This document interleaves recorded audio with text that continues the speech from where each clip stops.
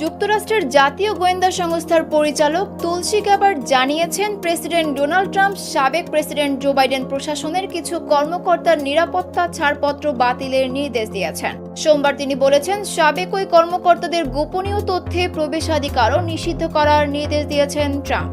গ্যাবার্ডের social মিডিয়ার পোস্টের ভিত্তিতে রয়টার্সের প্রতিবেদনে বলা হয়েছে, ওই কর্মকর্তাদের তালিকায় রয়েছেন সাবেক পররাষ্ট্রমন্ত্রী অ্যান্টনি ব্লিংকেন, সাবেক জাতীয় নিরাপত্তা উপদেষ্টা জেক সুলিভান এবং সাবেক deputy attorney general Lisa Monaco. এছাড়াও ট্রাম্পের বিরুদ্ধে মামলা পরিচালনাকারী নিউ ইয়র্কের অ্যাটর্নি জেনারেল লেটিটিয়া জেমস এবং Manhattan district attorney Alvin Bragg. এ প্রসঙ্গে পলিটিকো লিখেছে, বাইডেন প্রশাসনের কয়েকজনের নিরাপত্তা ছাড়পত্র যে বাতিল করা হবে তা জানুয়ারিতে হোয়াইট হাউসে ফিরেই ঘোষণা দিয়েছিলেন ট্রাম্প।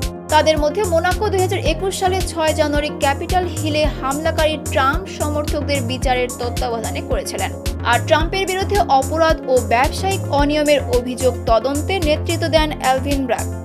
গ্যাবার্ড বলেন, ট্রাম্পের আগের ঘোষণা অনুযায়ী সাবেক প্রেসিডেন্ট জো বাইডেন আর প্রেসিডেন্ট ডেইলি ব্রিফ গোয়েন্দা প্রতিবেদনের সারসংক্ষেপ পাবেন না। দায়িত্ব নেওয়ার প্রথম দিনেই ট্রাম্প একটি নির্বাহী আদেশের স্বাক্ষর করে ছাড়পত্র বাতিলের নির্দেশ দেন।